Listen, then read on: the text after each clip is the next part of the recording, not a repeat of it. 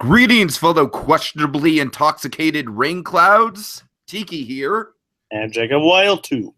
And welcome to another episode of Tiki's Universe, the show where we react, respond, and review a multitude of different cartoons, mostly Steven Universe, but also Star versus the Forces of Evil. And tonight we are bringing you the second of the two new episodes that debuted on Disney XD just this morning from season 2.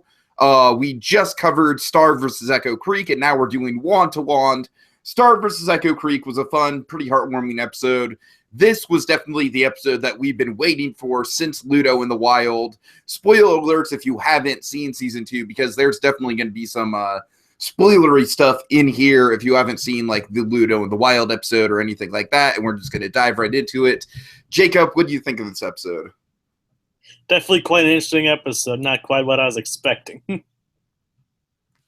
But definitely a good episode. I mean, before we get into the specifics, I just really want to point out the highlight of the episode for me, which was how Star's wand is malfunctioning as Ludo is getting better at using his wand. Yeah, it shows they're connected in some way. They're connected, but also they're kind of like on a parallel journey in terms of like, and Star's wand being malfunctioning has kind of been a plot line throughout most of season 2 so far. So it's interesting stuff. Like, I feel like we got some real meat to chew on in terms of like where the show's going to go in the future. Okay, so let's break it down. We start in this weird, creepy tavern for rats. What do you think of the setting, Jacob? That was definitely an interesting way to start the episode. So Ludo comes in with the hawk and the spider, and he sits down at the bar, and he's just like, "I'm so hungry. I would like some porridge." And you can see he has a very commanding presence over the spider and the hawk still. He yells at the spider when he even thinks about going near the bowl of the... But then Ludo finds out that it's not porridge. It's mud. Yes. So, and then the rats start making fun of him. Rats are creepy in general, man. And these rats are no exception. There's the one with like the red glowing eye. And yes, right. And one of the rats grows out its hair to resemble a Ludo beard with the ponytails. You messed with the wrong bed. And he whips out his wand. He tries to do a face-melting death ray. And that technically confirms that Ludo considers himself to be a bird. There you go. We never knew what he was, but he's some kind of bird creature. I always assumed he was a bird creature from the beak, but that's fine. He's just never known for sure. Sure. So he tries to do a death ray with the wand, but it fails. And Well, at least he didn't set the entire place on fire the first time he used it. Very true. You know, like Star did. Speaking of Star, we cut back to, I don't know, this is interesting. It's like we have a very high stakes episode for Ludo, where he's really getting in tune with the wand and really figuring out how to use it, which is obviously going to have ramifications in the future. Whoa, Echo. Hello? Okay.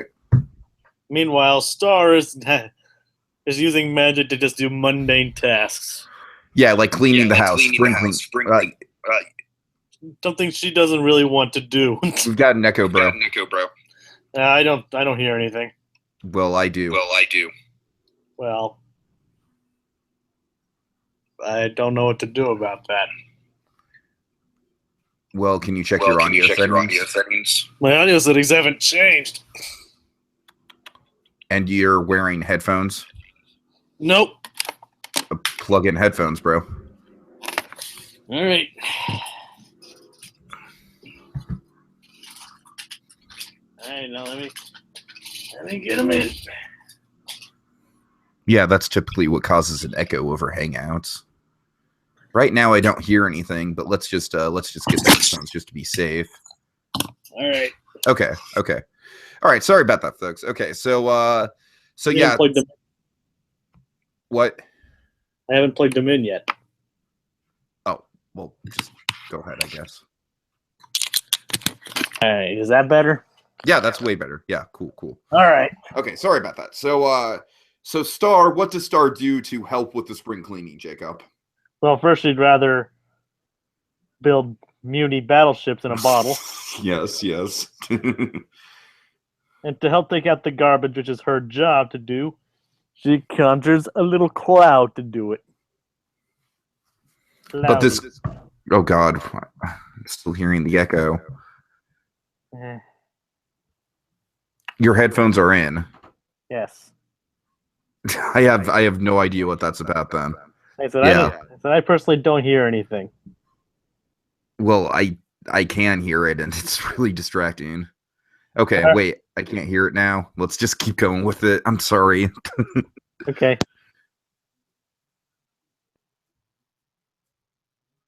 We'll keep going. She conjures up a little cloud to do her work for her. Mm-hmm. And the cloud's not quite in touch with what she wants to do. Yeah, because it almost seems like it's drunk almost. That's the closest thing I could think. That's the closest analogy I can think of. It's almost like it's drunk. That's why I say questionably intoxicated rain clouds at the beginning. Questionably intoxicated. Yep. It's like, yeah. Yeah, what? You want me to take out the trash, man? Okay. Just typical Star trying to get things done the easy way. Yeah, which I must say, Jacob, if I have one complaint about season 2, it's that plot line is kind of becoming a little repetitive. Well, it's not. Well, it's kind of like she was really like that in the first season. I agree. I just feel like at this point in the series, especially because they are trying to have like character development and whatnot, I think we should move. I think we should get past stories like this. That's all I'm saying. I just think it's getting a little. I mean, I'm fine with it. It's a good way to kind of develop out Star, but at the same time, I feel like, just I don't know. Yeah, I see your point.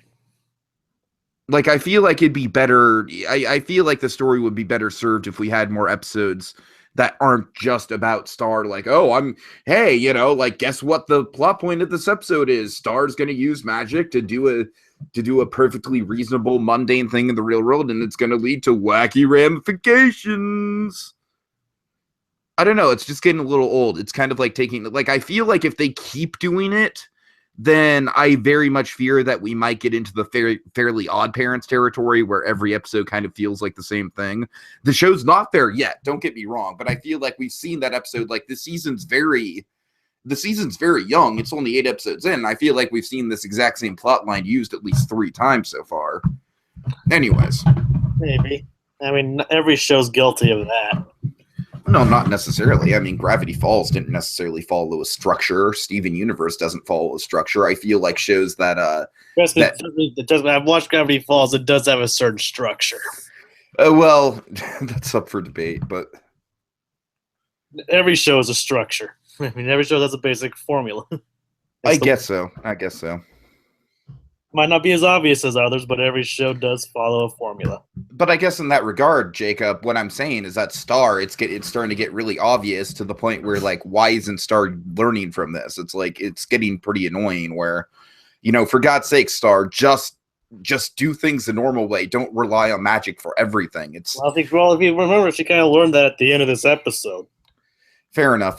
So let's start going through the rest of it. So afterwards, the cloud, and afterwards, don't we go back to Ludo after that? After the cloud carries the trash away. Yeah, we do.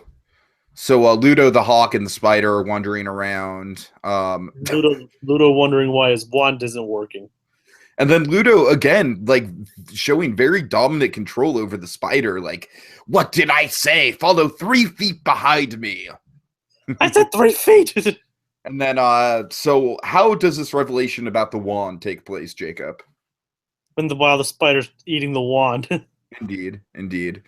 And I think it's trying to hint, though, and it's hinting that I think it's that while the wand is fueled by emotions. Like, Star's wand is fueled by positive energy, and it seems like whenever Ludo gets extremely angry or under pressure, that's when that activates. So basically, it's the Incredible Hulk in the form of a wand, which I honestly think is a really cool concept. And I think just mirroring Star and Ludo in this way is a really interesting idea that they can have a lot of fun with throughout the rest of the season. Maybe it's trying to prove they're basically opposites almost. Exactly. Okay, so yeah, like I said, the Spider and the Hawk are just kind of messing around with Ludo, kind of intentionally trying to egg him on. And, Ludo slowly realizes, like, wait a minute. Oh, okay. Now I know what to do. Anger fuels that side of the wand. Uh-huh. And then meanwhile, Jacob, we have our favorite character of the series. Give it up for Glossrick! Woo! Yeah, Glossrick. It almost seems just playing out the wand almost seems like it has a whole yin and yang thing going on. Yeah, right. So, back to the illustrious Jeffrey Tambor. Oh my god. Glossrick just continues to steal the show every time he's here, and I love that they've worked him into every block of 2 episodes so far this season. Even though he really has no point of being here. It doesn't matter, Jacob. They're making him like a permanent fixture on the show, and I love it. Yeah. It is kind of funny, even though in this episode he doesn't really have much of a point to be there. He's Glossrick. That's his point. He's a glorious character. Yes, by the illustrious Jeffrey Tambor. Okay, so Glossrick is hung over, or at least it looks that way. He actually used magic on his face, so God knows what the implications of that are. He magicked himself into pain.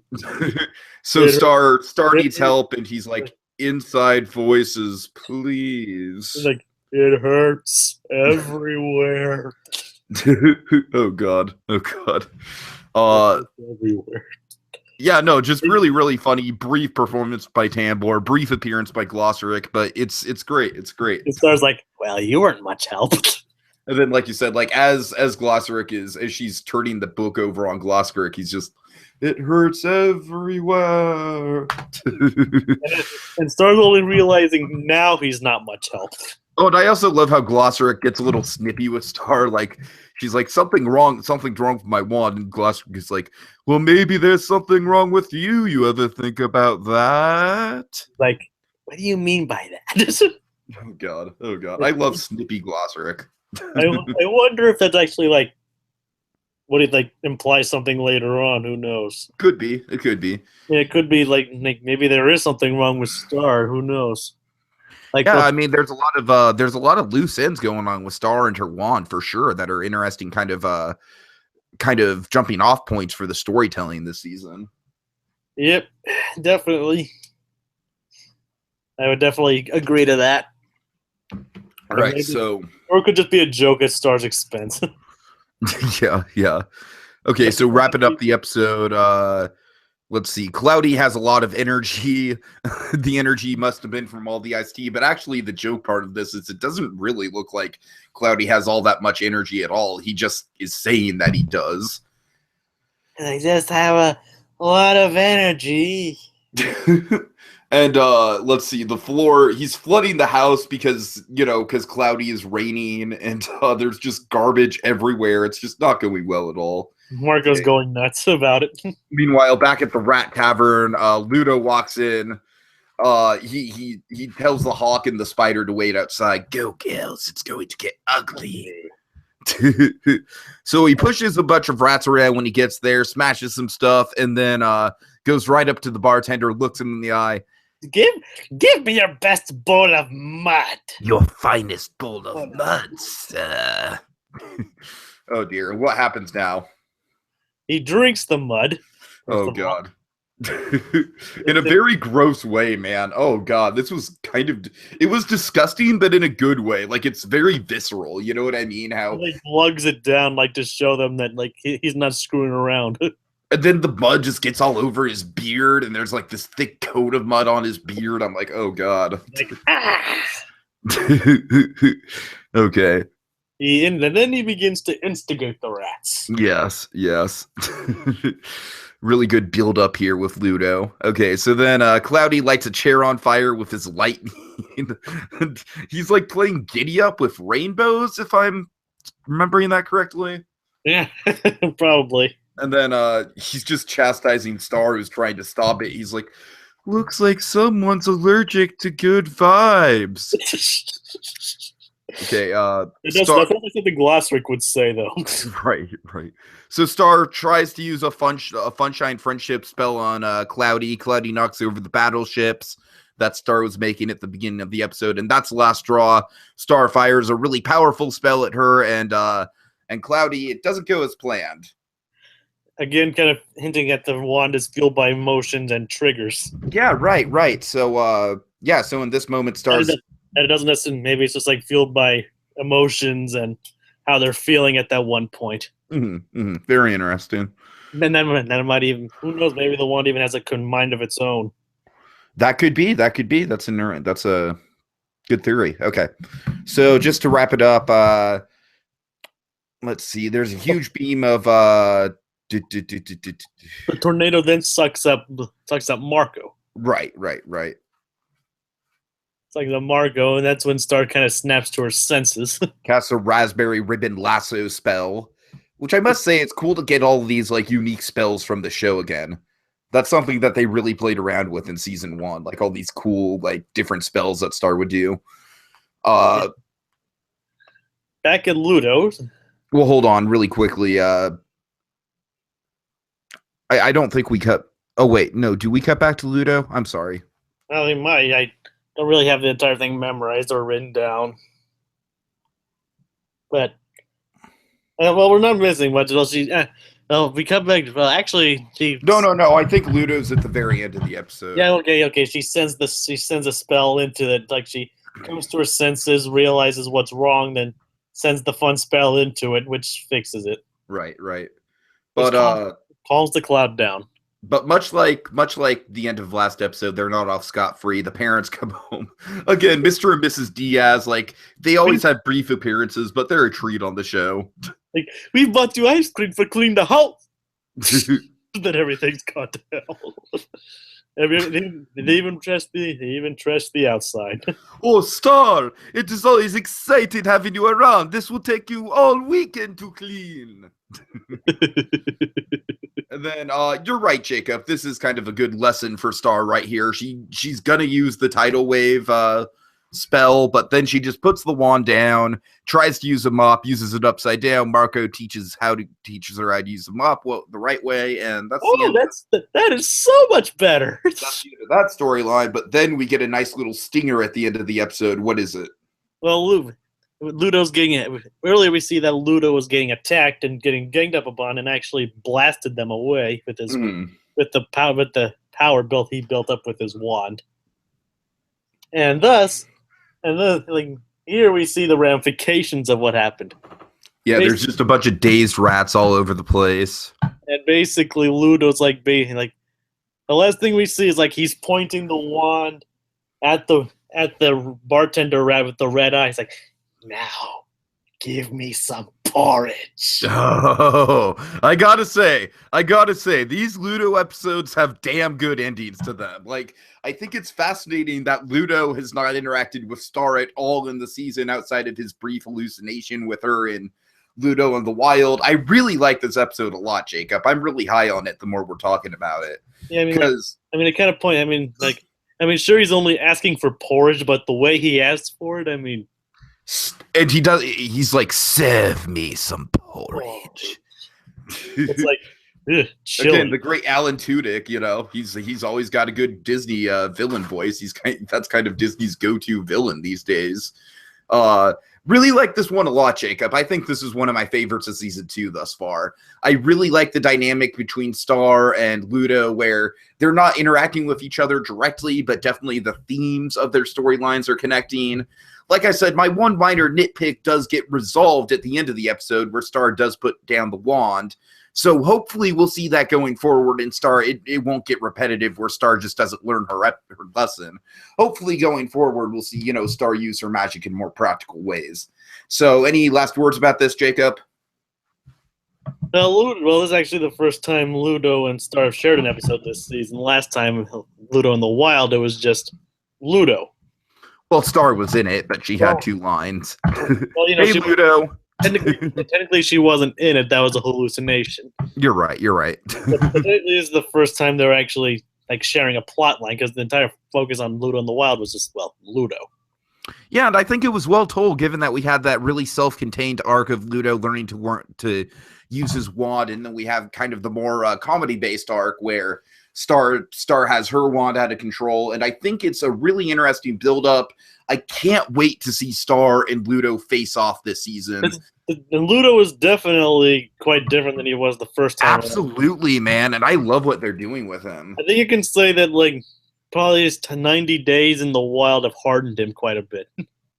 Okay, so we will be back. Sure, he can still be a bit of a whiny crybaby at times. Well, not crybaby, but still be a bit of a whiner and pain at times. He's definitely a lot tougher than he was before. Definitely. Great development. Okay, so guys, we're going to be back next Monday when the next 2 episodes drop. We have Starstruck and Camping Trip next week. So until then, catch you guys later when things will get a little weird and a little wild yet again on Tiki's Universe. So long, everybody. Serve me some porridge.